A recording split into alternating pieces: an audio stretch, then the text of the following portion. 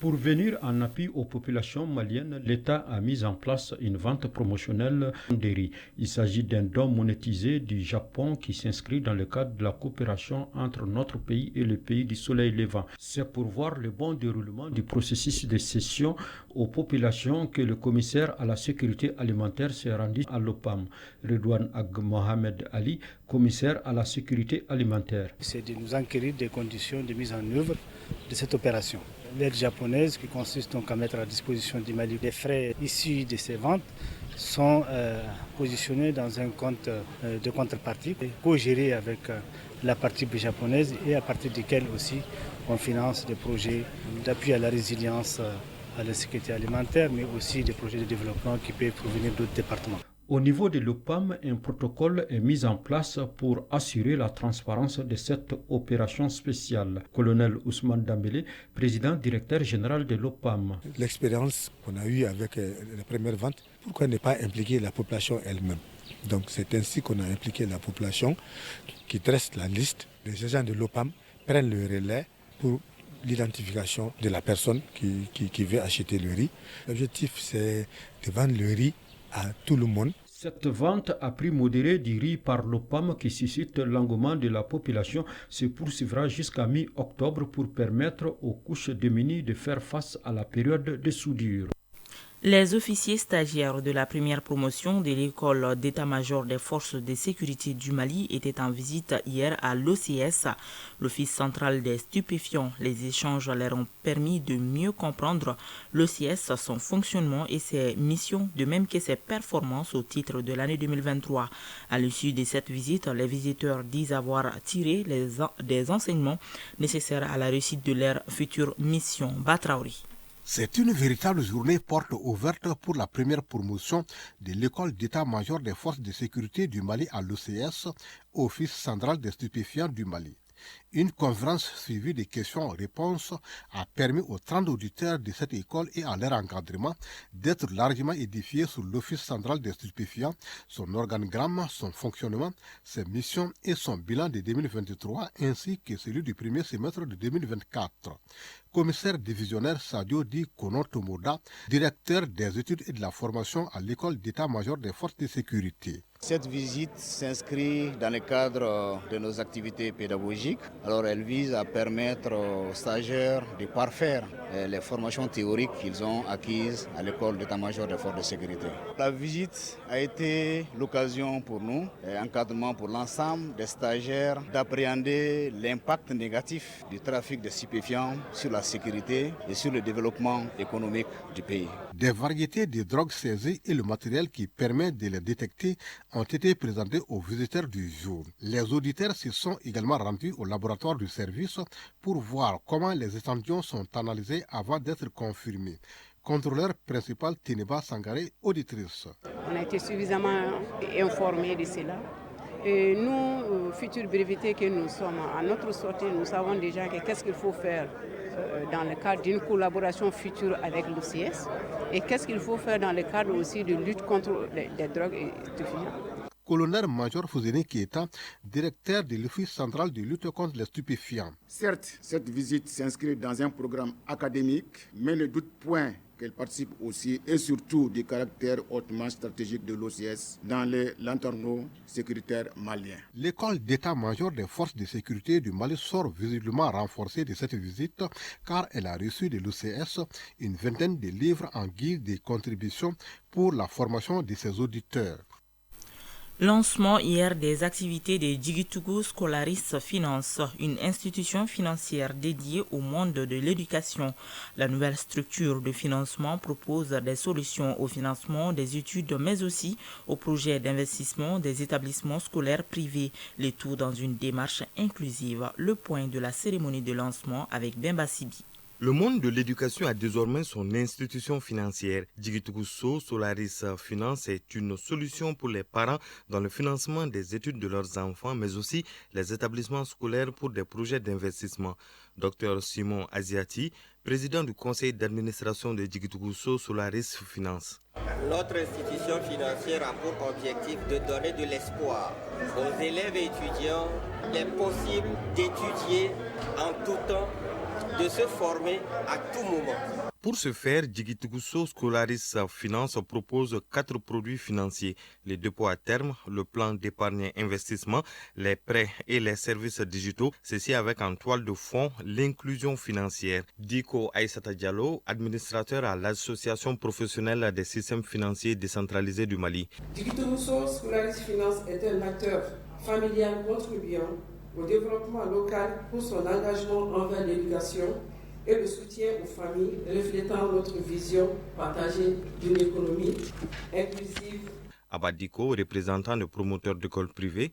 Scolaris Finance est une chance, une véritable opportunité pour les plus de 2000 établissements privés qui manquent d'accompagnement et de financement approprié.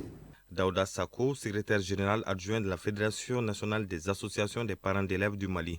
Cette institution fait en sorte qu'au Mali, on n'aura plus 2 écoles, une école des riches et une école des pauvres. La voie tracée est la voie bonne, parce que ça donne la chance à des parents d'élèves qui ont des revenus faibles d'avoir de l'espoir. L'espoir pour les parents de pouvoir assurer une formation de qualité à leurs enfants et pour les établissements d'accéder à un fonds d'investissement.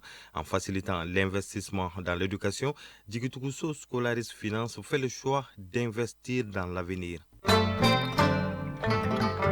À présent, les nouvelles à l'international. Le président sénégalais Bassirou Diomaye Faye a dissous hier l'Assemblée nationale. C'était face au blocage du fonctionnement du gouvernement plus de 5 mois après son installation et à la menace d'une motion de censure dont il faisait l'objet. Suite à cela, Diomaye Faye a annoncé la date des élections législatives anticipées prévues pour le 17 novembre prochain. En RDC, une soixantaine de détenus sont jugés en procédure de flagrance par un tribunal militaire lors de la tentative d'évasion à la prison centrale de Makala à Kinshasa. Le procès s'est ouvert jeudi 5 septembre au sein même de la prison. Le mercredi dernier, le tribunal s'est penché sur des cas de viol des femmes détenues. Leur nombre n'est pas précisé, mais selon une victime, presque toutes les 320 femmes détenues de Makala ont été violées par des hommes venus d'autres pavillons. La prochaine audience aura lieu lundi prochain. En Afrique du Sud, l'ancien ministre des Finances Pravin Gordhan est décédé aujourd'hui à l'âge de 75 ans. Il souffrait d'un cancer. Ministre des Entreprises publiques puis des Finances à 2 reprises, de 2009 à 2014 et de 2015 à 2017. Il était connu pour ses prises de position contre la corruption. Le président Cyril Ramaphosa évoque la perte d'un leader exceptionnel. Les États-Unis soutiennent la création de 2 sièges permanents pour l'Afrique au sein du Conseil de sécurité de l'ONU. Selon les États-Unis, la création de ces 2 sièges a pour but d'élargir cet organe de 15 membres. L'Afrique dispose de 3 sièges non permanents au Conseil de sécurité, mais selon l'ambassadrice des États-Unis auprès de l'ONU, cela ne permet pas aux pays africains de s'exprimer suffisamment. Mali Actualité, il est 13h passé de 12 minutes.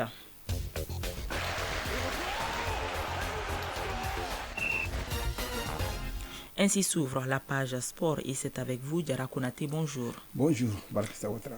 Afro-basket de moins de 18 ans, filles et garçons. Les U18 filles se sont qualifiées en finale de la compétition face au Cameroun 103 à 45. Chez les garçons, le Mali doit battre le Sénégal pour se hisser en finale.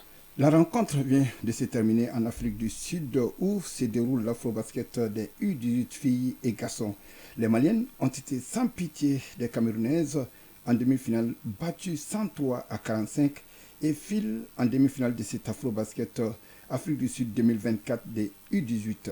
Elles connaîtront leur adversaire de la finale à l'issue de la rencontre Nigeria-Ouganda qui se joue en ce moment. Chez les garçons, après leur victoire 81-70 sur le Nigeria en quart de finale, ils joueront cet après-midi en demi-finale à 18h contre le Sénégal. La première demi-finale des garçons se jouera un peu plus tôt à 15h30. Elle mettra aux prises le Cameroun et le Maroc. Compétition africaine, le Djoliba AC et le stade de Bamako joueront en Ligue des Champions et de la Coupe de la Confédération de la CAF. Oui, Balakissa Ouattara, le Djoliba Athletic Club de Bamako, champion du Mali, se prépare pour affronter l'ASCO de Kara, champion du Togo, au compte du deuxième tour préliminaire allié la Ligue des Champions africaine des clubs. Pour coup d'envoi de la rencontre demain samedi au stade du 26 mars de Bamako, à partir de 16h. Et il faut retenir également, en Coupe de la Confédération, les Blancs de Bamako iront défier les Libériens de Painesville. L'équipe du Stade Malien de Bamako est partie ce matin pour le Libéria. Super Coupe Colonel Assimi Goïta, les demi-finalistes sont connus. Oui, hier pour le compte, la dernière rencontre de la 5e journée de la Super Coupe Colonel Assimi Goïta, la formation de Kidal a été dominée par celle de Bamako 3-1. Auparavant, l'équipe de Tombouctou s'était imposée face à celle de Caille 3-0. Les affiches des demi-finales de la Super Coupe Colonel Assimi Goïta sont connues. Il s'agit de Bamako CNT, Koulikoro Ségou, respectivement lundi et mardi 16 et 17 septembre à partir de 16h30 au stade Mamadou Konaté. Merci Diara Konaté pour toutes ces informations. Chronique du développement.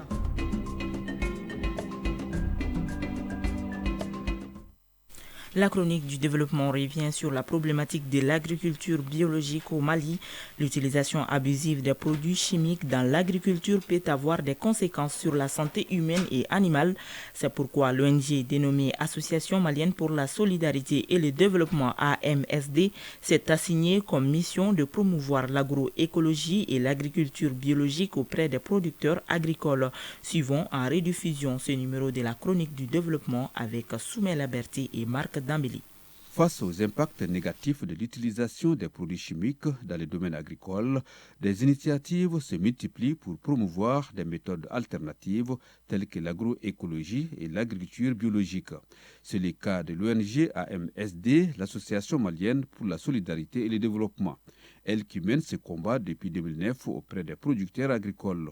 Amidou Diawara en est le président. Sur le terrain, 80% de nos activités concernent aujourd'hui la transition agroécologique, notamment accompagner les producteurs en agriculture biologique et aussi la certification des produits biologiques avec les labels de certification SPG bio-local. Dans cette lutte contre les produits chimiques dans l'agriculture, l'ONG AMSD n'est pas seule. Elle évolue avec des partenaires nationaux et étrangers et intervient dans 4 régions et les districts de Bamako. C'est dans le cadre de ces activités qu'environ 850 producteurs biologiques ont été certifiés à travers un processus de formation et d'encadrement. Nous sommes engagés avec une équipe des ingénieurs agronomes, des animateurs qui vont sur ce terrain et qui évaluent les pratiques agroécologiques et biologiques de ces producteurs et on les fait inscrire sur une liste selon les principes de production biologique et qui répond aux critères des cahiers des charges. Et après ces inscriptions, ils s'engagent désormais à ne plus utiliser les produits chimiques, les engrais chimiques et en récompense, nous leur donnons aussi des formations, un accompagnement, un suivi régulier et appui conseil. Donc c'est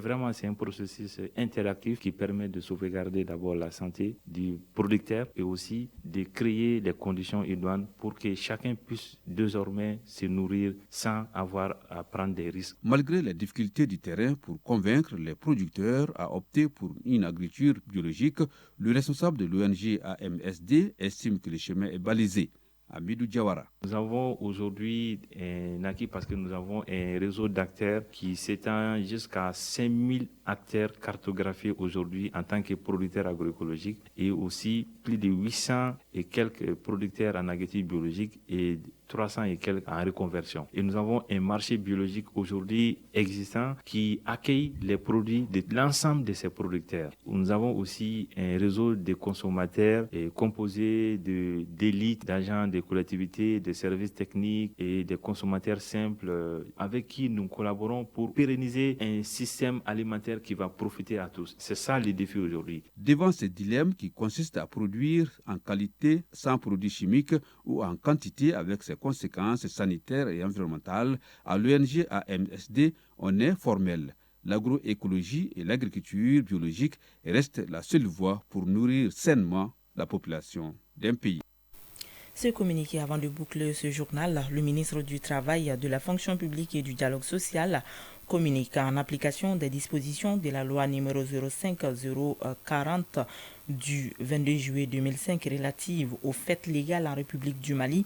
La journée du lundi 16 septembre 2024, fête du Maouloud, naissance du prophète, paix et salut sur lui, est chômée et payée sur toute l'étendue du territoire national.